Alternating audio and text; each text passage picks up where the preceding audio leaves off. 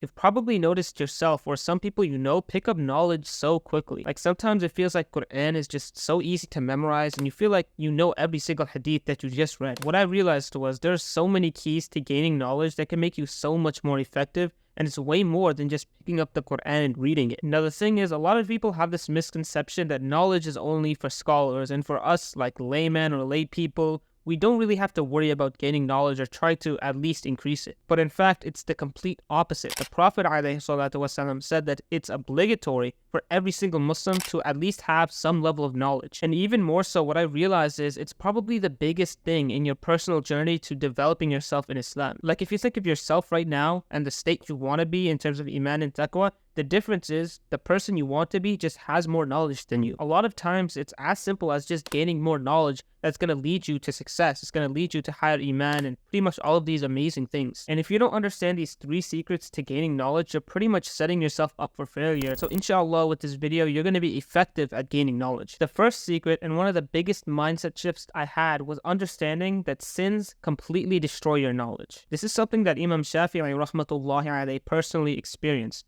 In fact, it's something that his teacher tried to advise him with. In one instance, he didn't lower his gaze enough and he saw the ankles of a woman. And that small thing was enough to make him forget some of the things he memorized. You look at a story like that and you think, what do we have now with Instagram and social media? I mean, imagine how much knowledge is getting wasted because of the sins we commit. And really a massive mindset shift for me was thinking about every single sin I commit is just setting me back. Like imagine I spent an entire week trying to memorize this one specific surah, but then I commit a sin, and that one sin might set me back like a whole day of progress. And guess what? Because we're human, we're probably sinning every single day. So imagine how much we're losing. 2 people could spend the exact same amount of time memorizing Quran, but one could get so much more out of it and actually retain whatever he memorized just because of the fact that he didn't commit sins. And on this idea, purifying your heart in general, because knowledge goes into the pure heart so much easier than into a hard heart or a corrupted heart. So you have to take measures into purifying your heart, and that's going to make you super efficient in terms of gaining knowledge. This could be obviously stopping addictions and stopping sins, but also wasting less time and reading more Quran and doing all of these things that purify your heart. And I mean, there's a good chance you've heard of this quote that music and Quran cannot mix in the same heart. The reason why that is because Quran purifies the heart and music corrupts the heart. So how are you going to mix these 2 things? In fact, music is one of the biggest killers of memorization and gaining knowledge.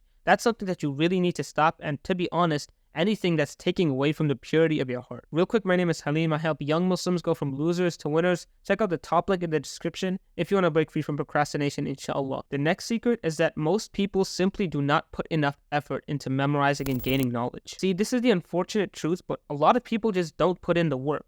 Like they'll maybe only read Quran for 10-15 minutes a day. You're not really going to get far when you do only that little. I mean, just think back to the Salaf. Imam Bukhari rahmatullahi alayhi used to travel weeks just for one hadith. And this was true for most of the people collecting hadiths. They had to put in so much effort. So now you might be saying, well, I don't have enough time. I mean, what am I supposed to do? I can't travel weeks for one hadith. Well, the truth is that is probably cope. I mean, just look at your screen time and look at how much you're using social media. People will use it for 4 hours a day and then say, I have no time to memorize Quran. You do have time, but let's be honest, you're wasting it. You're wasting it doing things that are not beneficial. And imagine if every second you spent wasted on social media you just spent memorizing, there's a good chance you'd be a hafiz by now, bro. So honestly, if you just changed that one thing of using social media or YouTube or binging on these things and instead replaced it with some form of gaining knowledge, you'd be so far ahead. But either way, just understand that gaining knowledge is a difficult process and it's a lifelong process. You don't have to travel weeks for one hadith, but at the same time, it's something that you're going to do for the rest of your life.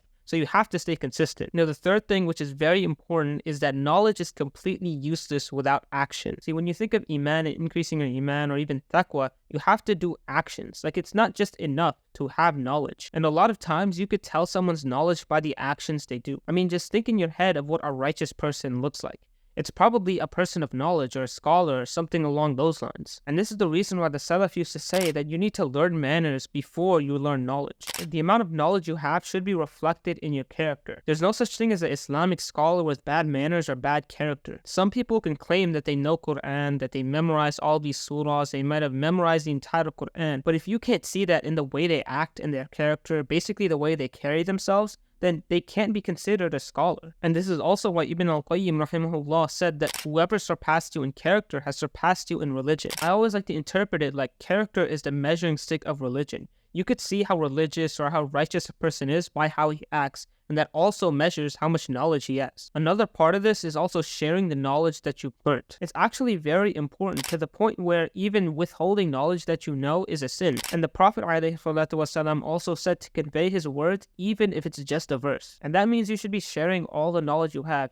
Even if you've memorized just a couple surahs, share them. Share everything that you know. Basically, just understand that knowledge is completely useless if you don't utilize it in your action or if you don't share it. Now, if you want something actionable, some way you could actually and practically increase your knowledge, the best thing I would say is to start memorizing the Quran. And of course, if you want to be effective, use all of these steps, especially with stopping your sins. But really, I want you to know that you should start small, because realistically, you have a lifetime to memorize the Quran or gain as much knowledge as you want. You don't want to try and go crazy and memorize the entire Quran in a couple months, because that's not going to be sustainable. And let's be honest, you're probably not going to retain that information later on. Instead, the best thing to do is to start small and keep it to a point where you can be consistent. And when you're consistent, you're going to do that for the rest of your life, inshallah. Anyways, that's all I have for this video. Don't forget to not stop making dua to Allah. Check out Clean Islamic Streetwear in the description. Assalamu alaikum wa rahmatullahi wa barakatuh.